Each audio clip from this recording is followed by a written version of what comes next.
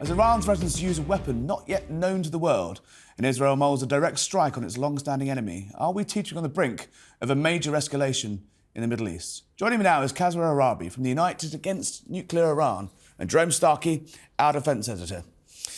Kasra, we've been hearing all sorts of noise out of Tehran about this weapon that hasn't yet to be seen. What's your understanding of what that could be?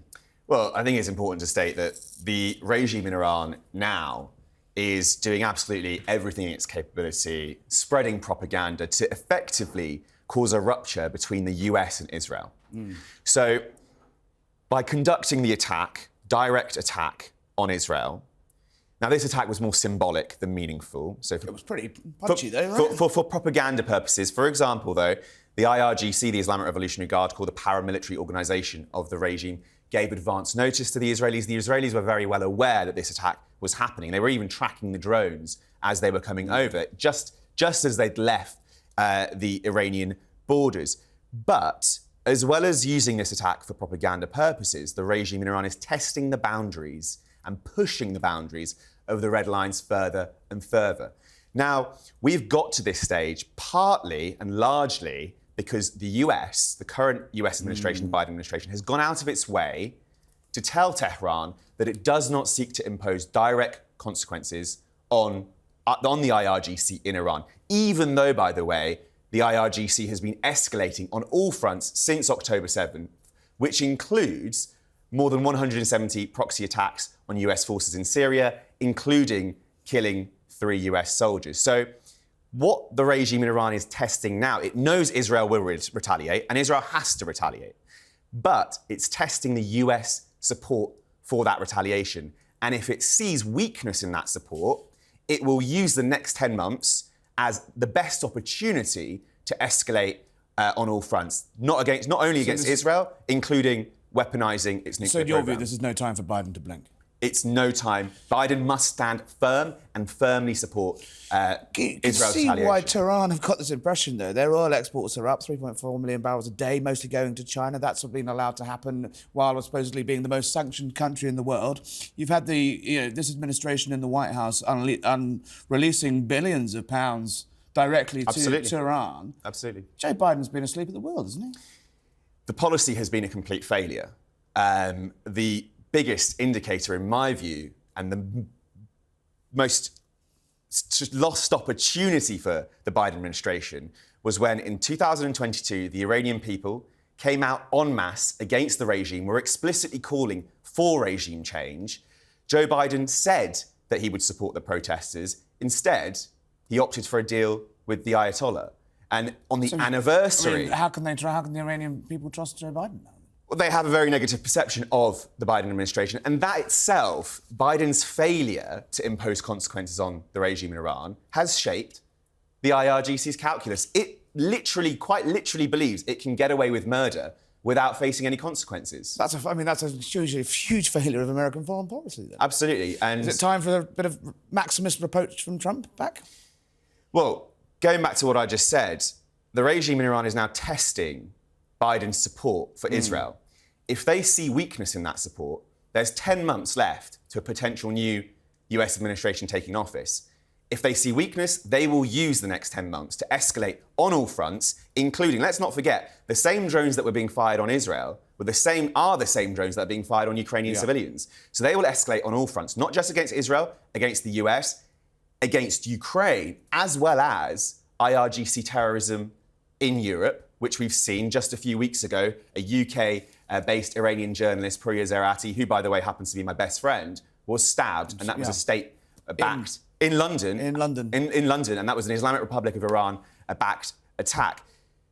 The key thing here as well is weaponisation for the nuclear programme, and there is a lot of chatter in Tehran amongst the Supreme Leaders Circle, as well as IRGC Command, and they're openly discussing this, which is a major shift, that maybe the next 10 months is the best opportunity for us to weaponise before a potential Trump administration takes office. Jerome Starkey, Sun Defence Editor, we're hearing the IRG operatives on the streets of London stabbing this man's friend. There's a live debate within the British government about prescribing the IRG. What do you reckon? Well, Harry, thank you for having me on. Welcome to Never Mind the Ballots, your debut. Thank you. Nice to see you back in this country for once. I think the first thing to say is a lot of what the IRGC does is abhorrent. It exports violence, death, destruction, destabilization to many parts of the world, including, as we've heard just recently, an attempt in London, what could have been an attempted assassination or deliberate intimidation of that journalist on the streets of London, an organised stabbing. It's behind, it arms, it resources, it directs its proxies such as Hezbollah, such as Hamas, indeed similar proxies in Iraq as well. But nonetheless, I think there are two other things to keep in mind. One is that, make no mistake, the world is on a knife edge at the moment, and the priorities of US and indeed UK foreign policy at the moment are avoiding World War III. That might seem hyperbolic, but if the conflict between Iran and Israel spirals into a wider Middle East conflict, if what's happening in Ukraine and Russia spirals into a war with NATO, and though both of those things could happen, there's also a possible flashpoint in the Indo-Pacific with Taiwan, China and America. So there's a lot at stake. Taking that aside, I would point out that, whilst prescribing terrorist groups, has an effect, it doesn't get rid of them. And also we should make a distinction between the IRGC, which is effectively a branch of the Iranian state. Now, we might not like what they do. A lot of their tactics echo terrorists. But the point is a lot of their tactics also echo things that the KGB might have done during the Cold War, things that branches of other hostile states and intelligence services do: assassinate people, kidnap people, create destabilization. And I would argue that right now, just lumping them in with terrorists is the wrong thing to do. Kasra.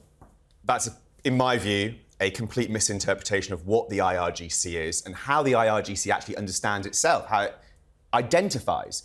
The IRGC does not affiliate itself with the Iranian state. Its name is the Islamic Revolutionary Guard Corps.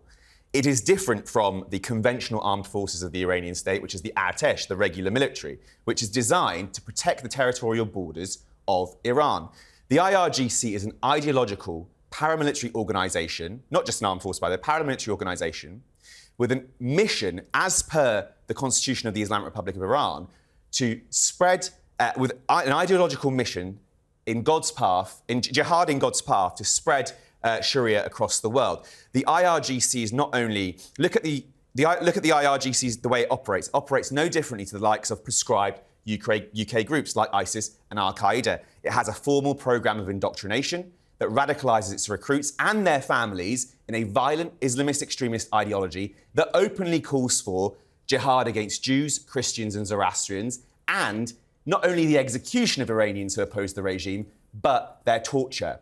Look at the IRGC's modus operandi. The IRGC doesn't operate like a conventional armed force. Its modus operandi is terrorism, hostage-taking, militancy. As well as that, and this is why prescription is important, not only is the IRGC conducting direct terror plots on British soil, but it is nurturing Islamist extremism, it is nurturing homegrown IRGC Islamist radicalisation, homegrown terrorism in the United Kingdom. And the current sanctions regime on the Revolutionary Guard does not prohibit those activities. Whereas with ISIS, Al-Qaeda, prescribed terrorist organisations, they are, those activities, its ability to disseminate jihadi propaganda is fully curbed. The IRGC currently is able to do that, and only prescription can change that. Jerome, that sounds like a hefty list of negatives to be the back channel between Washington and Tehran, right? Well, let's make I want to be clear. I am not condoning or in any way sort of appeasing what the IRGC do. The point I'm making is that, we lump them in with terrorists.